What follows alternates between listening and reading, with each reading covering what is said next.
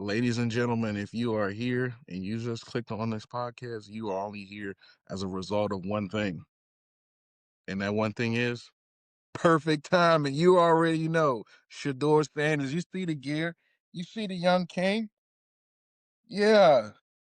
We came here to talk about it, man. Young King Shedeur Sanders got his first start in Cleveland as a Brown, 1 week of first team rep. And he did pretty damn good, man. I'm gonna talk about it. Talk about the Raiders. We had like three really key games here this Sunday in the NFL slate, and I'm gonna get you loaded up for the nice Thanksgiving holiday, man. So you sit back and watch. Talk about all that and more. But first things first, this is another great episode of Oh Brother the Podcast, and I'm of course your host Coop, man. Let's get right into it. We finally seen Shedeur Sanders through adversity and trials and tribulations. Finally got that first start and made away with the win, baby. Come on now. Did your thing, man, under all adversity. Stats were a little pedestrian, but he walked away with the win, which was the biggest thing that you could ask for here in this NFL debut. First Browns rookie quarterback to get a W in their debut since like '95 or something like that. Of course, we know the Cleveland Browns have been a revolving door of quarterbacks since 1999. Over 40 quarterbacks have started for that franchise since 1999. It's been abysmal. But, Shedeur Sanders came out and showed them what could be the future, possibly and turn it around at the quarterback position where Cleveland has just not gotten it right in over, two going on 3 decades.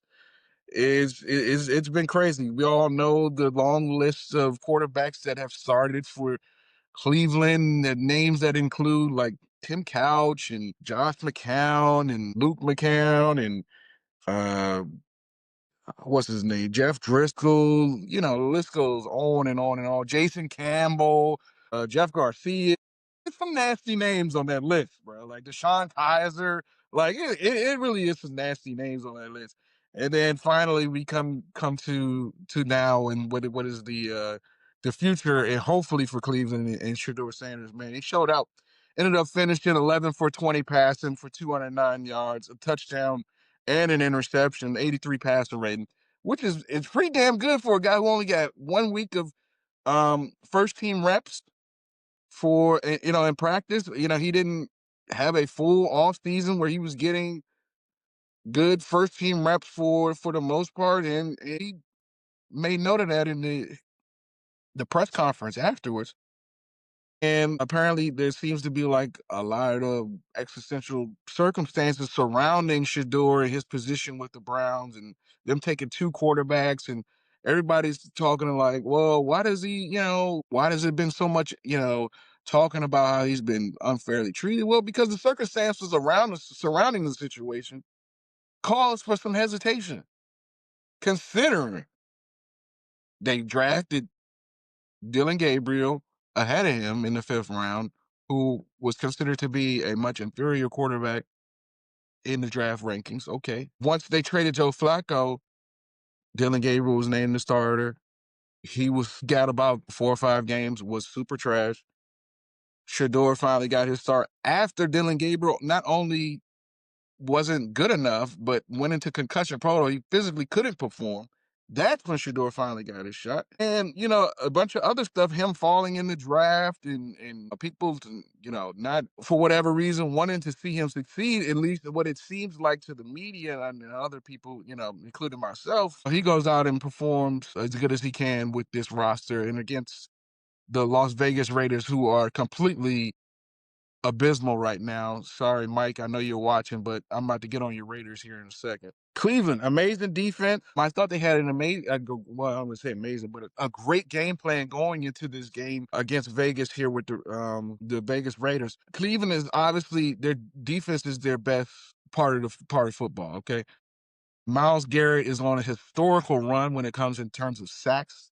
He's on pace to not only break but annihilate the single season sack record. He's up to about, I think, 17 now with a bunch of games left to play, and the record is 22 and a half. He's averaging about 2.5, 3 sacks a game. Amazing. Absolutely amazing.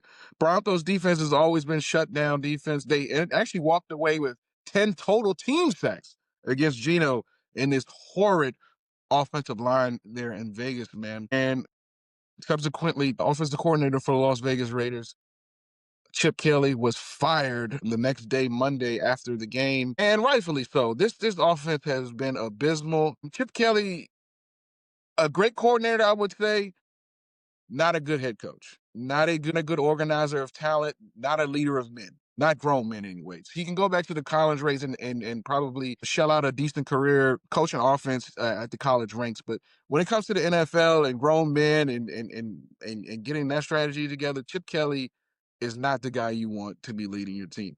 Great play designer, great play caller, an offensive guru, but you're going to need more than Chip Kelly to help fix this offense because the line and their play is absolutely abysmal. These guys were getting beat left and right off the edge by Garrett in the middle. Like they just couldn't, like their scheme, whoever Pete Carroll has hired to coach offensive line play has not been doing their job, and they deserve to be fired with Chip Kelly too. And my thing with Chip Kelly, just to piggyback on him, is he always changes stuff for the worse. Because he just comes across as like a know-it-all type of guy. Do it my way because this has worked for me over this many of years, blah, blah, blah, blah. As soon as he came in trying to change Ashton Jetty's stance in the backfield, I said, okay, we're already going down the wrong rabbit hole in terms of Chip Kelly. We'll see how long this lasts. And he ended up lasting 11 games. It wasn't good. Offensive line play was bad. They can barely get the run game going because Ashton Jetty is getting tackled as soon as he catches the ball 3 yards in the backfield. I understand this guy was amazing at Boise State, breaking hella tackles, but like you got to give him a chance to at least get to the line of scrimmage before you even, can judge the man. So just off the shore line play is why the Raiders have been so bad. The defense has been okay at times, but they just haven't done enough to fix this offense. Geno, I don't even think it's been that bad. It's just the offensive line has been that bad, that horrible. Then you trade away his best offensive weapon in Jacoby Myers, who wanted out. I get it. It's understandable. Then they're trying to give those 2 young receivers that they drafted some more clock. I understand that, but yeah, I think Pete Carroll might be past his prime in terms of coaching.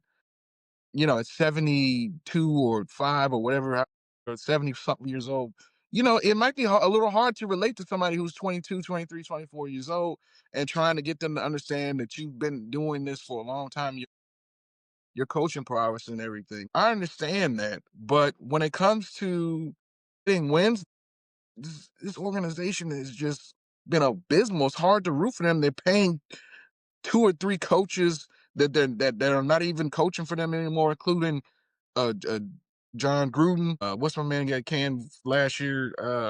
Played linebacker for the Giants. Antonio Pierce, including Antonio Pierce and Josh McDaniels.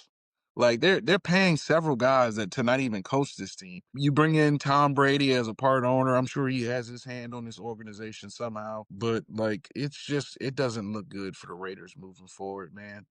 Unfortunately, if I'm them, if you want to keep Pete Carroll, considering he's done something in this league before, I understand that, but it's got to be a total rebuild. If I'm the Raiders, you try to trade Max Crosby for some picks, a plethora of picks, and then just try to rebuild it inside out. You already have your running back. Go get a quarter. You still have Geno for the time being, who could be your bridge, but I wouldn't want to try to win too many games at this point in time because you can get better draft picks. Trade Crosby, even though he's got a high price tag, to somebody who's a contender, preferably not to Kansas City or somebody in your division. Like, rebuild this defense, rebuild this offensive line. You got 2 decent receivers that you can get, that you have. You can go get somebody else, but man, you got to trade your best asset. I would trade him and then try to make it like a Herschel Walker trade, man. Try to go get somebody else whole draft or whatever, or get a bunch of picks and rebuild this thing from the jump. But I wouldn't do it with this GM. I don't know who the GM is of the Raiders currently, but he doesn't deserve to keep his job. Yeah, that's enough because the Raiders have just been pure basura. That's Spanish for trash. If you didn't know. All right, moving on. We had some good games. Before I do that, I got to talk about my own team. Damn Falcons, we got to win this week. Yeah, we beat the New Orleans Saints. Whoop de doo. Who cares? They sink, we sink. We all sink together. New Orleans is trying out a new kicker this week because their kicker missed two kicks. They would have had an opportunity to win the game if they made those two kicks. Who cares? We're both going to be in the top of the draft come April. You know. Oh, not even us. I'm sorry, not us because we don't have a first round pick. Saints will be there though. Whoop de doo. Kirk Cousins is going to come in and probably rattle off 2 or 3 wins. Totally mess us up and get us out of the lottery. But again, that pick doesn't belong to us. It belongs to the Rams. I'm not mad at that because we traded up to get two phenomenal pass rushers in James Pierce and Jalen Walker. So, I mean, these guys have been producing, even though rookies, they've been excellent. And our pass rush has been fixed. We were averaging 5 sacks over the last 2 to 3 games. So our pass rush we went from, bottom 3 to now we're in the top 10. Holy hell, they're like, what a turnaround. That's only been the only bright spot of this season. That and Bijan Robinson and Drake London. We can't seem to put all of those together into one game outside of maybe the Vikings game earlier this season. So, yeah, it's going to be tough sledding for Atlanta moving forward, man. I can't say that I'm too excited for the rest of the season because this season has been just pure pain so far. They do the same thing every year. They lose a bunch of games early that they should win, and then they rally late when they are essentially all but out of it. And we ruin draft picks and ruin seasons and ruin fantasies and ruin morales and households because we can't win ball games. Hate to see it. Moving on, man. We had some great games that led to some playoff placements actually for some playoff teams this week. Let's talk about that. Bills and Chiefs went into overtime. Excuse me. Colts and Chiefs went into overtime. Chiefs went into this game essentially thinking we're going to stop Jonathan Taylor from beating. And he still finished with I think 80 something, 82 yards or something like that. Patrick Mahomes was um, somewhat stellar in 29 to 46, 352 yards. And a pick. So he threw for a bunch. He didn't throw any touchdowns, but he diced his defense up late, especially when it counts the most, to get him down for that field goal drive. They put it all on Daniel Jones' shoulders, and it showed that against good teams and good quality defenses, you might get, pumpkin Daniel Jones, and he reverts back to New York Giants Daniel Jones. Not completely this game, but it was, more of a struggle where it wasn't just a read and react type game plan and passing attack. Michael Pittman struggled to get open. Tyler Warren struggled to get open. All three of these guys were struggling to get separation against this tough Kansas City defense. And as a result, they lacked in scoring. They still put up 20 points, though, even against this tough Kansas City defense. So where do the Colts go from here? I think they might limp into the playoffs, considering their tough schedule going forward. Even though Daniel Jones, he had 181 yards, 2 touchdowns, it just didn't seem like it was enough for them to get over the hump. He missed a couple key passes down the stretch. You just can't go 3 and out on your last 3 or 4 drives and expect you're going to beat the Chiefs on the road. Simple as that. So this may be a playoff rematch, wild card rematch going forward, depending on if the Colts come away with this division. They probably should. But, it just shows that Kansas City is not going anywhere. They're not going anywhere. They had a rough start to the season, but they're still going to find their way into the playoffs and into the tournament. And a lot of teams are not going to want to face them, including this Indianapolis Colts squad, including the Chargers, including who else is probably going to get in there? Maybe Buffalo if they get in, including Houston. A lot of other teams that's, you're going to make it in the AFC are not going to want to see the Chiefs, especially in a wild card game where it could be one round bounce in a lackluster season for somebody like the Colts who are expected to go deep in the playoffs considering how good they start. And moving on a little bit, man. We also had, let me see, take a look. Oh, yeah. The Bears won another close one-score game, man. Caleb Williams is looking sharp once again, and DJ Moore was wide open on that touchdown. That was crazy. The Steelers are starting to fall flat on their face. They've overachieved a little bit coming into the start of this season with Aaron Rodgers. There was only but so high you could go with a 40-year-old quarterback, although a future Hall of Famer, although an all-time great. When you have a quarterback that can't complete passes because he's scared to get hit, that's a problem.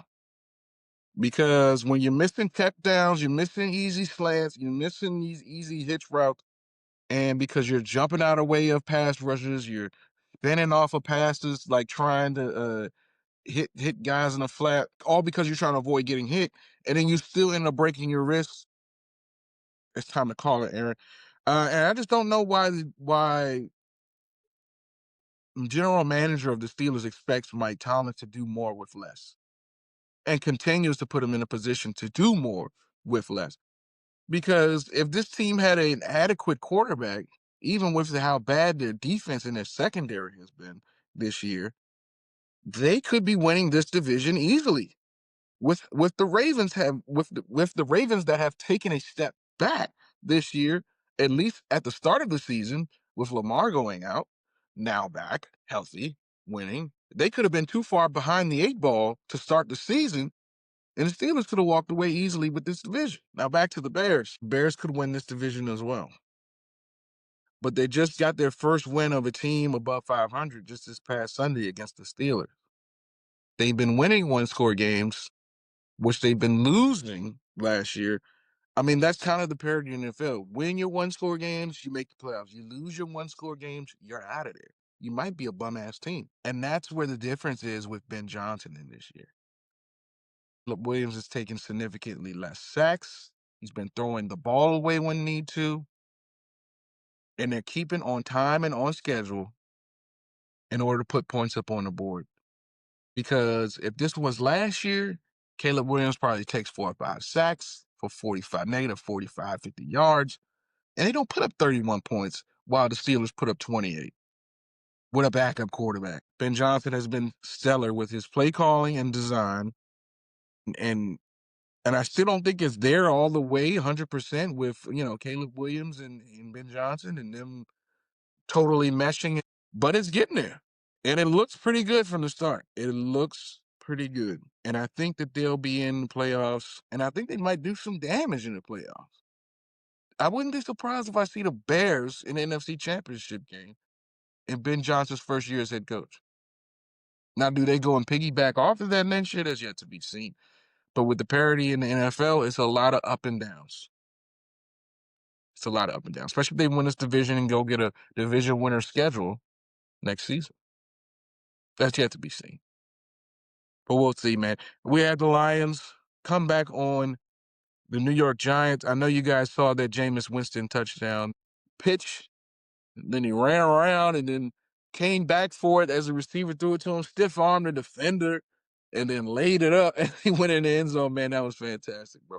Jameis Winston is must-see TV on Sundays, but not on the field, but his press conferences after the game and before the game are absolutely hysterical. And he's genuinely himself all day, every day.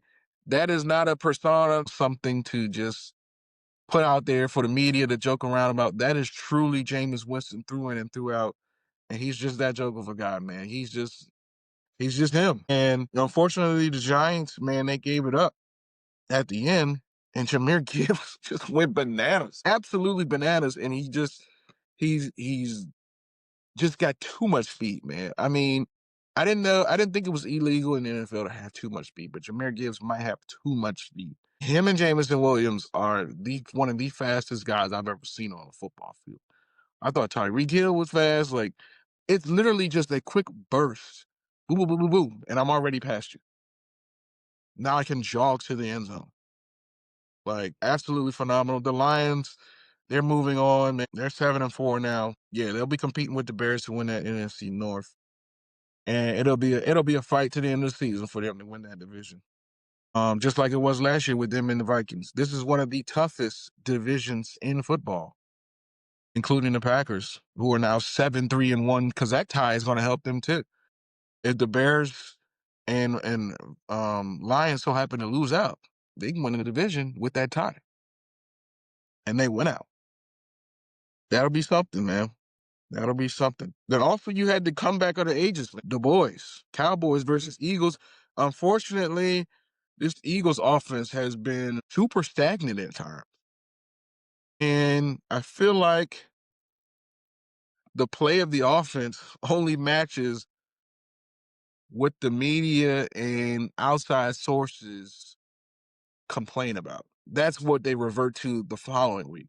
So, we're not giving Saquon Barkley the ball enough. All right, well, he's going to get an extended carries next week. All right, so he finally rushes for 100 yards or whatever.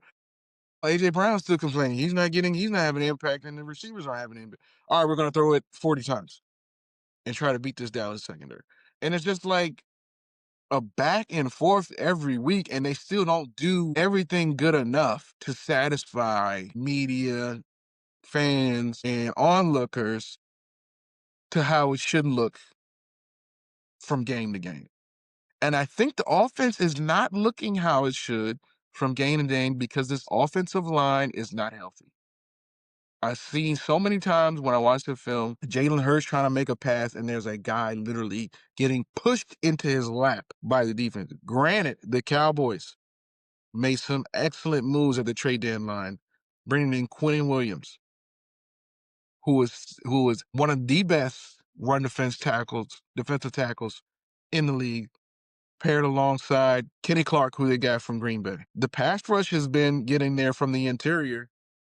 They can go get a pass edge rusher in next year's draft with the pick they got from Green Bay, and Cowboys will be right back there. Go get another corner, a safety or something, help show up that second. But I think the Cowboys will be okay, but I don't know about the Eagles because this offensive line is not healthy. And it's clear as the push that Dallas was getting through the interior and the edges. And that's why the run game, I believe, has not been satisfactory. We started the season off, we thought Lane Johnson was going to have a season-ending injury at the open practice that they had in Lincoln Financial to start the season. He got carted off and was rushed back for week 1. So he was never truly healthy. A couple other guys on that offensive line are banged up, and it's showing. And I think, this is my take, I think the wear and tear of plays like the tush push is adding up on that offensive line. Granted, I do think it will be expelled at the winter, in the meetings when they have the collective bargaining stuff and the owners meetings next offseason. I think they're going to vote to ban it because they're going to fight it being, injuries and stuff like that. But when I saw them do it 4 straight times against, I forget who they were playing. It might have been Dallas the first time, earlier this season, to score a touchdown. I'm like, all right, enough is enough with this push. It's it's not clean football. It's not. It was essential to me because I was a homer. I was like, this is literally original football because it looked just like this when it was first incepted. Football, like it was just turn around, 3 yards in a cloud of dust. That's literally what football looked like before the forward pass. Now that the game is expanded and advanced, I don't think we should be doing that anymore. And we've seen a couple injuries come out about it. And whether the Eagles are going to say it or not, I think it's killing their offensive line. I don't know. Just go ask retired Jason Kelsey to see if he would like to run another power sneak, tush push, right now if he had to. I don't think so. All right, it's a great week of NFL action, week 12, man. I'm not going to get into everything, but it was good. Playoffs are starting to shape up. I'm going to get to that in a second.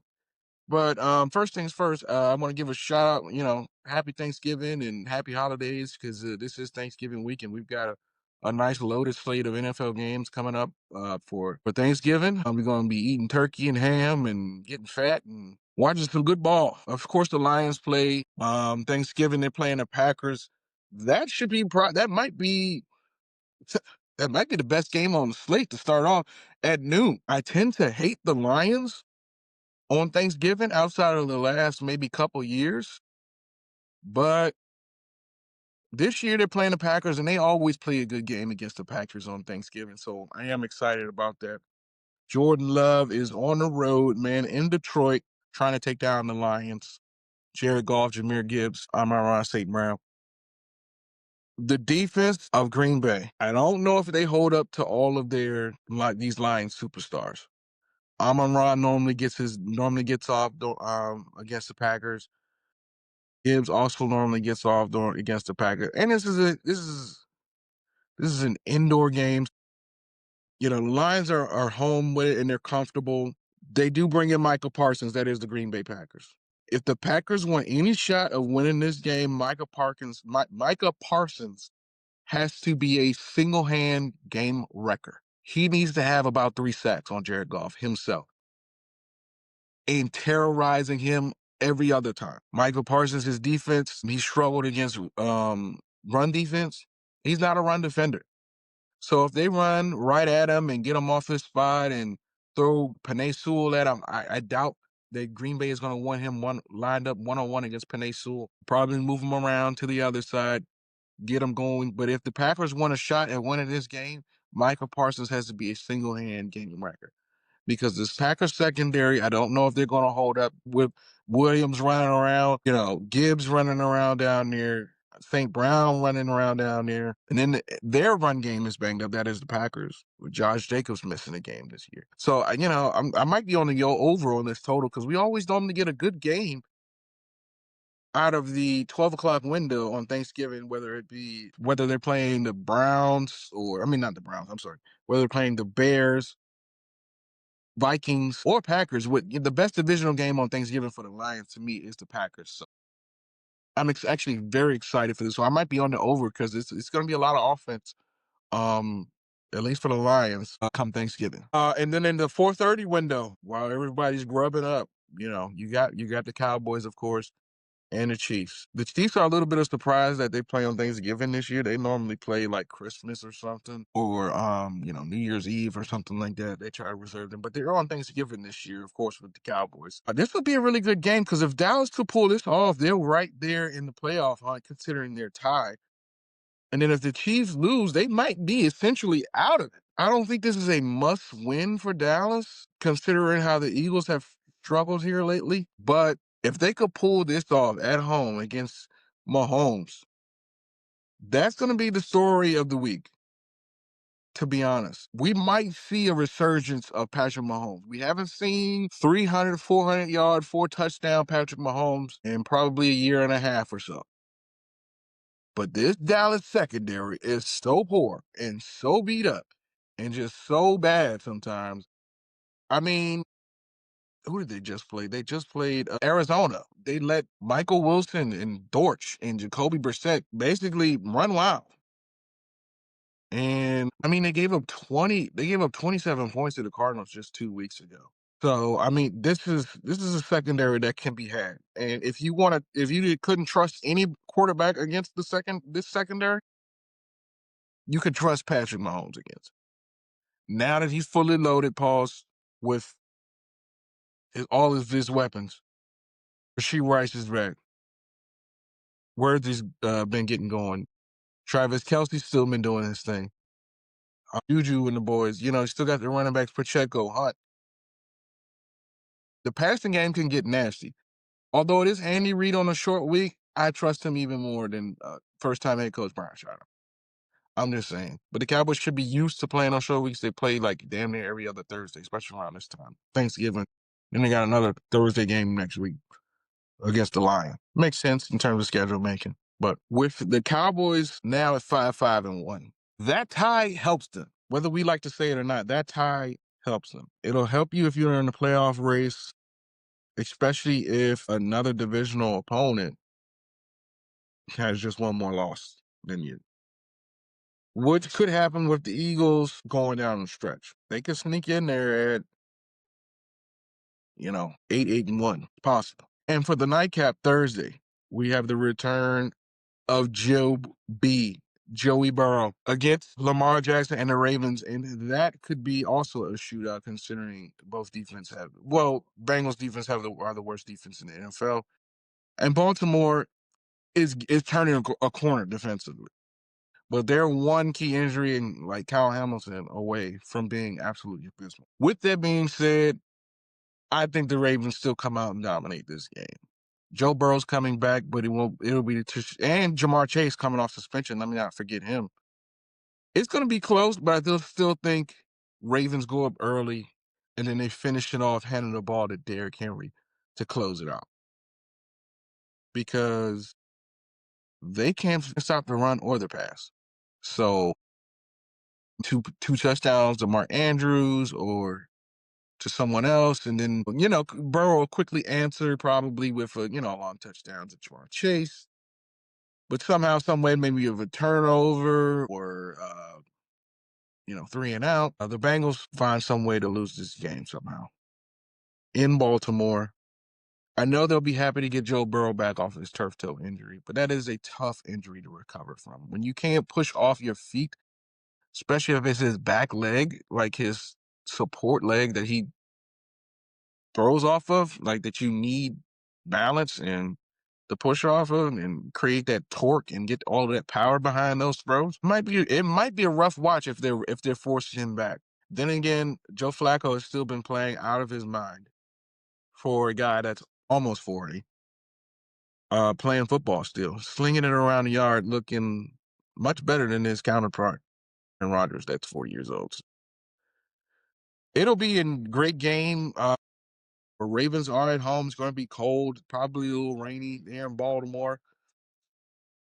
But that should be the game of the night, honestly. We'll probably have a shootout in the morning, noon to start off with Lions and Packers, and then 4:30, probably this back and forth, low scoring maybe, unless Patrick Mahomes just goes off on his Cowboys and really puts them away early and they go into defeat. These are some game scripts that I can really see happening coming up this Thursday. So let me know what you guys think down in the comments. Are we happy for our Shedeur Sanders, man? Got a rep son on the gear. We're happy to see him start in the Browns to finally get, a quarterback of their future. Great week of ball moving forward. Let's look at these standings a little bit. Patriots are winning the AFC East. Ravens are back tied for first place, 6-5, with the Steelers, who took a L. In the North, Colts are still winning the division down in the AFC South by a game. And then the Broncos are winning the West. They're 9-2. So, and the Chargers are ahead of the Chiefs at 7-4. So, yeah, Chiefs got to pretty much win out for the most part to make it in as a wild card team, which they can easily do. I think. Well, I wouldn't say easily. They could do it because we have all faith in Andy Reid and Patrick Mahomes. You know what football is, man. It's about quarterback play, coaching prowess. It's coaching scheme. Those are the two most important things when it comes to NFL. Eagles are still winning East 8-3. Cowboys right behind them at 5-1. The Bears, and it's tough. I mean, NFC North, man, 8-3 the Bears, and you got the Packers right behind them, and the Lions. Packers are 7-3, and then the Lions are 7-4. So if the Packers beat the Lions on Thanksgiving, they will actually gain a whole game advantage in that division. So that would be a huge win for the Packers. Either team really, but they've already got one less loss because of their bye. I think the Lions are bye week is coming up. On the South, of course, the Buccaneers are winning 6-5. Like, this is the worst division in football, and the Falcons always are set up for some type of success in this division, but yet they can't win it, and it's a crappy division. The Saints are going to be trash, and the Panthers are going to be trash. But guess what? Panthers are 500 this year. They're decent.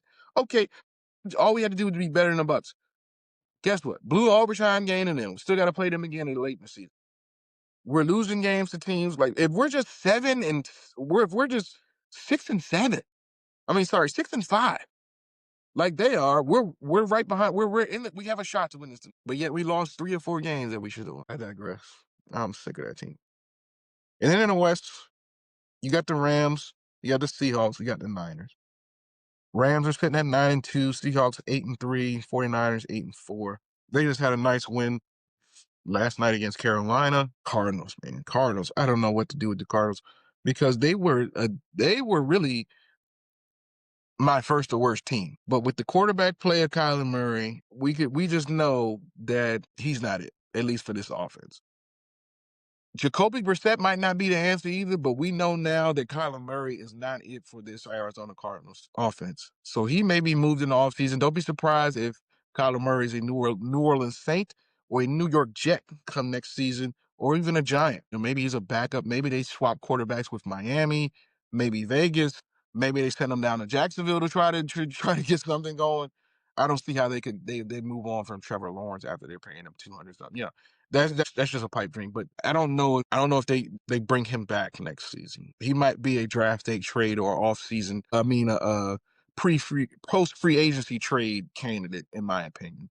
Yes, you guys let me know. We're coming down the stretch of the NFL season, man. Who's going to break away here for this NFL playoffs, man? I know some of my early season predictions. I did go out on a limb for a lot of those, including that Arizona pick, just trying to be a little bit different, but it just didn't work out that way. Some of the teams that are doing well, I didn't expect. I didn't expect, Jacksonville to be as good as they are. I didn't expect the Cowboys to be as good as they are. I honestly thought they were going to be abysmal this year, considering how bad their defense is, but they made some moves, gotten better. Didn't think the Colts were going to be as good as they are, but I thought they would be a lot more competitive than they have in the past. Bills are kind of down in the dump right now. That they just lost a tough Thursday night game to Houston. So like that's what we love about the NFL. There's a lot of ups and downs, but there's parity back and forth from season to season. One season you might be good, one season might be terrible. Unless you're the Falcons, then every season's terrible, or Cleveland. So hopefully that changes with this guy, at least for y'all. Atlanta doesn't have much hope going forward. So it's cool, whatever. I root for a shitty team now. So it is what it is. But if it doesn't change soon, I might be declaring my fandom somewhere else, man, because we are now down there with the Browns in terms of a laughing stock of the league. That is the Atlanta Falcons. So you guys let me know. Been another great episode of Oh Brother. We'll catch you on the next time, man. Enjoy your holiday. Happy Thanksgiving. Merry Christmas. Happy New Year. I'll probably see you before then, but shout out to you guys, man, tuning in. I appreciate everyone. If you could like, comment, and subscribe. Make sure you hit that bell down there in the corner so you get notified every time I post, and you guys can tap in at your leisure. But as long as you get notified and you want to tap in and enjoy some content with us, we definitely appreciate it. Every like, subscription and comment goes a long way because it helps me get this content in front of somebody else that's a like-minded person just like yourself. I appreciate that. You guys enjoy your holidays. I'll catch you in the next one. Peace.